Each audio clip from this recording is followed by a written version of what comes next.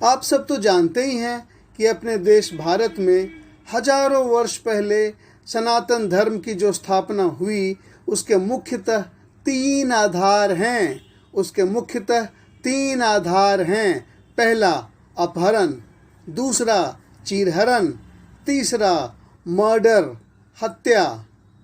ध्यान से सुने, अगर रावण माता सीता का अपहरण नहीं करता तो राम और रावण युद्ध नहीं होता। और अगर राम जी रावण का मर्डर नहीं करते, रावण का वध नहीं करते, तो भगवान राम जी की पूजा भी नहीं होती। बेशक राम जी एक बहुत अच्छे पुत्र थे, बेशक राम जी बहुत अच्छे भाई थे, बेशक राम जी बहुत अच्छे पति थे, बेशक राम जी बहुत अच्छे राजा थे, बेशक राम जी खुद भी बहुत अच्छे चरित्रवान मनुष्य थे। पर बात जब बुराई के खिलाफ खड़े होने की होती है, बात जब बुराई को पूरी तरह से जड़ से समाप्त करने की होती है, उसी समय व्यक्ति की भी असली परीक्षा होती है। उसी समय एक मनुष्य के मनुष्यता की भी असली परीक्षा होती है। और जब कोई ऐसी परीक्षा में सफल हो जाए तभी उसकी पूजा प्रारंभ होती है, और जब कोई ऐसी परीक्षा में सफल हो जाए तभी उसकी पूजा प्रारंभ होती है। इसीलिए जीवन में बुराई के खिलाफ खड़ा होना और बुराई से युद्ध करके बुराई को जड़ से समाप्त करना ही वह एकमात्र कसौटी है जिससे व्यक्ति की पूजा प्रारंभ हो। राम रावण युद्ध के बाद महाभारत में भी यही हुआ था। राम जी और रावण के युद्ध के बाद महाभारत में भी यही हुआ था। द्रौपदी का चीरहरण भरे दरबार में सबके सामने हुआ। द्रौपदी का चीरहरण भरे दरबार में सबके सामने हुआ। सभी चीरहरण देखते रहे, सभी चुप रहे। तब युद्ध तो होना ही था। द्रौपदी चीरहरण नहीं होता, याद रखें, अगर द्रौपदी चीरहरण नहीं होता तो शायद महाभारत भी नहीं होता। पर महाभारत हुआ और भगवान कृष्ण ने सभी कौरवों का मर्डर करवाया, और भगवान कृष्ण ने सभी कौरवों का 100 के 100 भाई का मर्डर करवाया। सभी कौरवों का वध हुआ, एक भी भाई को नहीं छोड़ा। यहाँ भी यही एकमात्र सत्य है, कि अगर महाभारत में कौरवों का वध नहीं होता, पांडवों की जीत नहीं होती, तब भगवान कृष्ण की भी पूजा नहीं होती। बेशक भगवान कृष्ण सर्वगुण संपन्न थे, बेशक भगवान कृष्ण सर्वश्रेष्ठ थे, पर युद्ध नहीं करते, कौरवों को मरवाकर पांडवों की जीत सुनिश्चित नहीं करते, तो भगवान कृष्ण की भी पूजा नहीं होती। क्योंकि बुराई के खिलाफ, क्योंकि अपहरण के खिलाफ, क्योंकि चीरहरण के खिलाफ अगर आप खड़े नहीं होते तो पूजा किस बात की। अगर कोई संस्कृति, संस्कार और मूल्यों की ही रक्षा नहीं कर पाए तो वो सरकार कैसी, जो संस्कारों की हत्या का तमाशा देखते रहे। अपहरण के खिलाफ रावण की सरकार के विरुद्ध राम जी ने युद्ध का शंखनाद किया।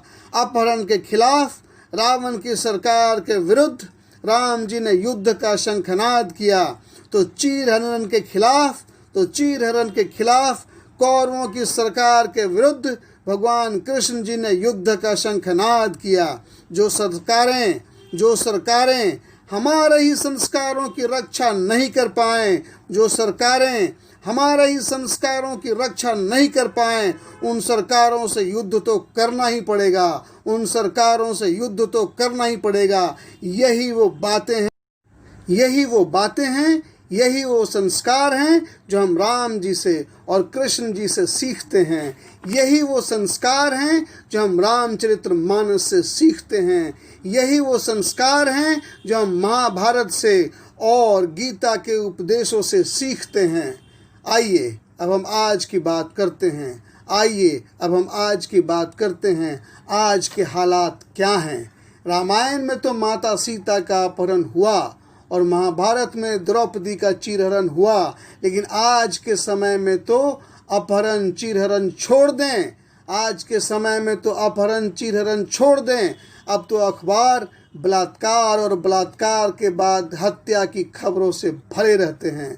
अब तो अखबार बलात्कार और बलात्कार के बाद हत्या की खबरों से भरे रहते हैं। बेटियों बहनों के चेहरे पर तेजाब फेंकने की खबरें छपती रहती हैं। बेटियों बहनों के चेहरे पर तेजाब फेंकने की खबरें छपती रहती हैं। इतना सब होने के बाद भी किसी को कोई फर्क नहीं पड़ता। इतना सब होने के बाद भी किसी को कोई फर्क नहीं पड़ता। क्या आज किसी के पास ये आंकड़ा है कि एक जिले में कितनी बेटियों और बहनों के साथ बलात्कार हुआ और उनमें कितने बलात्कारियों की सजा हुई? अगर यह जिले का आंकड़ा प्रति वर्ष का निकाला जाए तो मैं दावे के साथ कह सकता हूं कि हर सरकार का सिर शर्म से झुक जाएगा। तो मैं दावे के साथ कह सकता हूं कि हर सरकार का सिर शर्म से झुक जाएगा। बेटियों बहनों के साथ बलात्कार के मामलों में पुलिस और सरकार पूरी तरह फेल साबित हुई हैं। कुछ मामलों में सरकार एक्शन जरूर लेती है, लेकिन यह मसला सिर्फ कुछ मामलों तक ही सीमित रहता है। बाकी अन्य और ज़्यादातर मामलों में सरकार चुप ही रहती है। किसी को फंसाना होगा तो सरकार रुचि लेगी, अन्यथा सरकार चुप ही रहेगी। यह तो चुल्लू भर पानी में डूब मरने के जैसा है। यह तो चुल्लू भर पानी में डूब मरने के जैसा है। कोरोना महामारी के संकट काल में सरकार ने मजदूरों को मरने के लिए छोड़ दिया।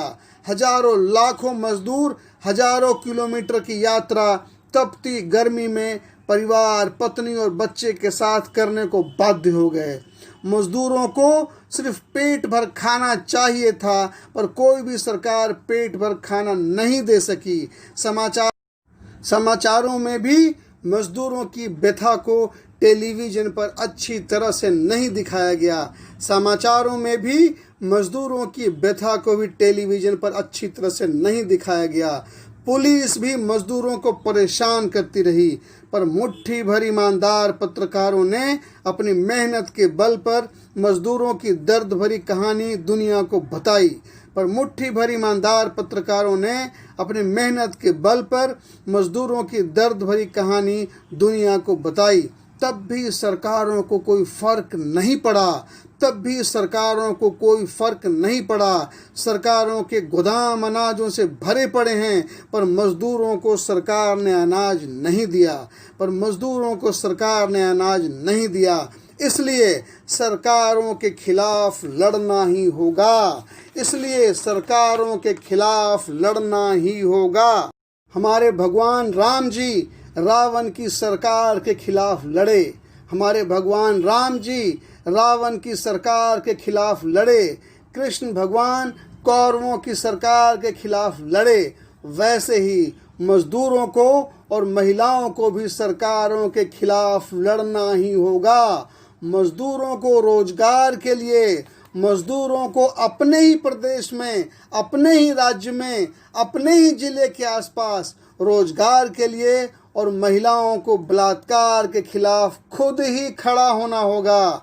जिन मुट्ठी भर ईमानदार पत्रकारों ने मजदूरों की पलायन की कहानी सबको दिखाई, वैसे ही पत्रकारों को एक जिले में कितने बेटियों बहनों का बलात्कार, कितनों की दहेज हत्या में मृत्यु हुई, इन सब का हर साल का वार्षिक आंकड़ा भी रखना चाहिए, जिससे यह पता चल पाए कि पुलिस ने कितने मामलों का समाधान किया है और कितने मामलों में पुलिस चुपचाप है, और अगर चुपचाप है तो इसका कारण क्या है, और अगर पुलिस चुपचाप है तो इसका कारण क्या है। बिना इन आंकड़ों के सरकार के रुख में कोई परिवर्तन नहीं आ पाएगा।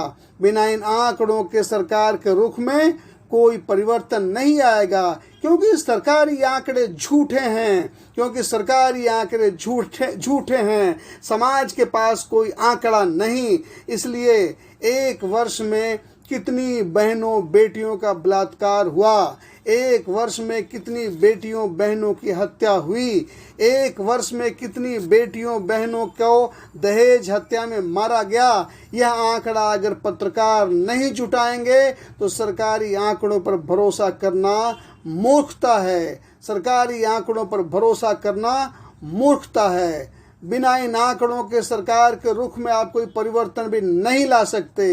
इसलिए सही आंकड़ों को इकट्ठा करें और सरकार के बुराइयों के खिलाफ राम जी और भगवान कृष्ण जी की तरह खुद ही शांतिपूर्ण तरीके से लड़ें।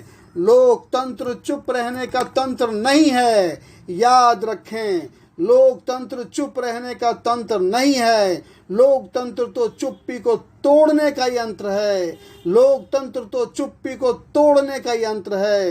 लोकतंत्र तो सरकार का पोल खोलने का यंत्र है। लोकतंत्र तो सरकार का पोल खोलने का यंत्र है। तभी तो जनता में जागरूकता आएगी, तभी तो जनता में जागरूकता आएगी। और बिना जनता में जागरूकता के सरकार कोई काम नहीं करने वाली। यही सब कुछ वजह हैं जिनके कारण मैं हमेशा कहता हूँ, यही सब कुछ वजह हैं जिनके कारण मैं हमेशा कहता हूँ कि बेटियों और बहनों के लिए स्कूल, कॉलेज, खेत, सड़क या घर, हर जगह है डर ही डर। इसीलिए मैं हमेशा कहता हूँ, बेटियों और बहनों के लिए स्कूल, कॉलेज, सड़क या घर, हर जगह है डर ही डर। आज आप सबों से इतना ही बात करके अब मैं अपने शांति संवाद को यहीं पे विराम देता हूँ। भाई पुरुषोत्तम का सभी स्नेहीजनों को स्नेह वंदन और हृदय से आलिंगन।